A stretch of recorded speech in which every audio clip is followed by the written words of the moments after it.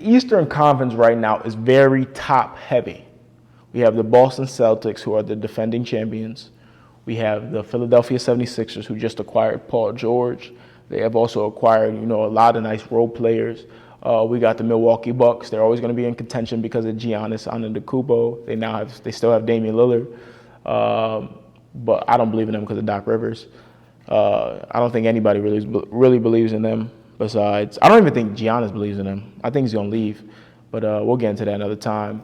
You still got the Miami Heat, who because they have top 3 coach in the league, they'll always be in contention. You do have the Cavs. I don't think the Cavs are contenders, but they're a good team. They can knock somebody off. And then we do have the Knicks. The Knicks, they just made a big time trade. They just made a trade with Minnesota, in which they acquired Karl Anthony Towns, and they gave up Julius Randle, who was hurt last season. They still were able to make some noise. So I can understand them getting rid of Julius Randle. And they gave up Dante DiVincenzo. They added Mikal Bridges, and they added, of course, Karl Anthony Towns. So the East is very top heavy. Very top heavy. And I feel as if the Eastern Conference has I think the Celtics are the favorite. I think they have to be the favorite, not only because they won the championship, but they just have the best roster. Like, how did the NBA let them get Lonnie Walker as like the 9th man? I don't understand that. You still got Sam Hauser. They kept all their guys too. Sam Hauser, Peyton Pritchard.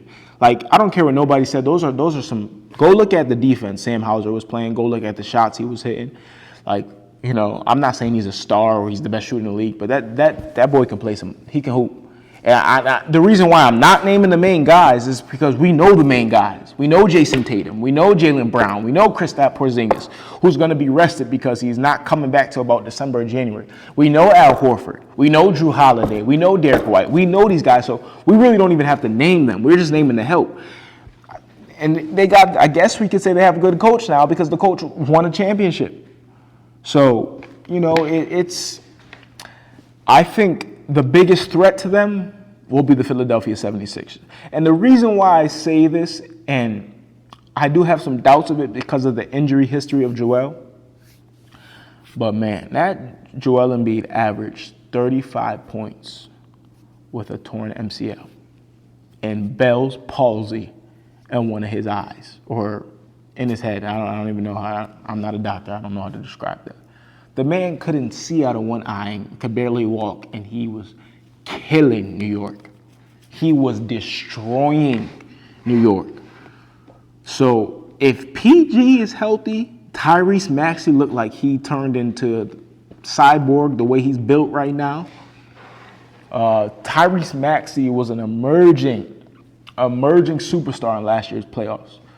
So if Tyrese, and they picked up a Reggie Jackson, they picked up guys like Caleb Martin, who was with Miami. Good. They picked up good role players. You got Andre Drummond in the back of Embiid, for a paint presence. You got some guys. You got a Kelly Oubre who can knock some shots down and play some defense. You got a Kyle Lowry that's veteran leadership, that's experience. He is a former champion. You got, I think, one of the top coaches in the NBA in Nick Nurse. You got guys who can really support the stars. And to me, that's what the NBA is really about. It's about the stars. And it's about great coaching, but it's also about supporting cast. You look at the recent champions, they all have about 7 to 8 guys. You got 2 stars and you got 4 to 6 stars. 4 to 6 role players. You got 2 stars and then 4 to 6 role players who can support if the stars are having a bad game. So if Joel Embiid's having a bad game, one of my forwards can knock a couple threes down. Andre Drummond can come in and get some rebounds. If PG, because we know he going to have a bad game in the playoffs. I'm telling you, I got a Kelly Oubre who can play some defense. I got a Reggie Jackson who can knock down some shots. I got a Caleb Martin who can knock down some shots. If Tyrese is having a bad game, I got a Kyle Lowry who can come in and bring a veteran leadership, bring veteran poise to a young point guard like Maxey. I got guys, Jared McCain came from Duke. I don't really talk about him. I don't know if he'll play much. But they got pieces, man, and I think that's what it matters about. So I really believe that the Philadelphia 76ers will be the biggest threat because I don't know how defensively well the Bucks will be. I don't trust Doc Rivers. I think he's very overrated as a coach, but I think we all pretty much know that Doc Rivers is not a good coach. He can make all the excuses he wants, but, you know, with the talent he's only had one title. He failed in the Clippers, that Celtics championship in 2008? Yeah, we don't care about that. You should have won that. Kobe's team wasn't that good. But, I just don't trust them. The Knicks. I just can't imagine, like, the Knicks winning a championship. But can they? I guess if you factor in seeding, if you factor in Jalen Brunson is one of the best guards in the league, if you factor in the let's talk about that. Did the Knicks get better? I would have to say they got better with trading Randall. Randall, I think, even though Randall is 24, 10, and 5, the dude is a great basketball player. But Cat won't have to hold on to the ball as much as Julius Randle, if you understand what I'm saying. Julius Randle likes to play a lot of ISO, a lot of triple threat. Julius Randle's not going to want to, pick and pop the whole game. Cat will literally pick and pop and shoot 10 threes. Is that winning recipe? Not necessarily. But for the way the Knicks want to play, they want to play, Jalen Brunson is the ISO. He's the ISO guy. He wants to be the ISO guy. And everything around that is Josh Hart, gritty, rebounding, Mikal Bridges, catch and shoot, elite defense, one of the top 3-and-D guys in the league. OG Anunoby, that boy is a hooper, the top 3-and-D guy. Okay, you got, you know what I mean? You got a Deuce McBride who came in. He had a couple 20-point games in last year's playoffs, catch and shoot.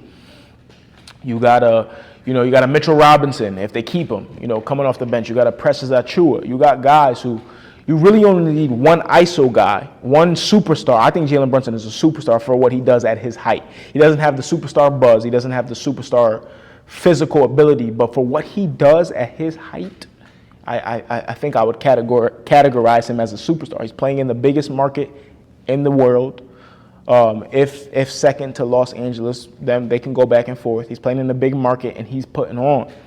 So I think they got better.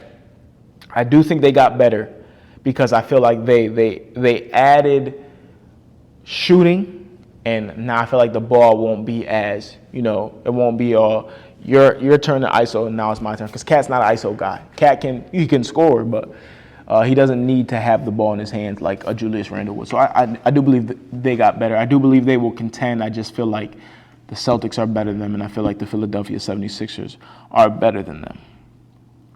And that leads us, a team that was involved in that Knicks trade was the Minnesota Timberwolves. I feel like they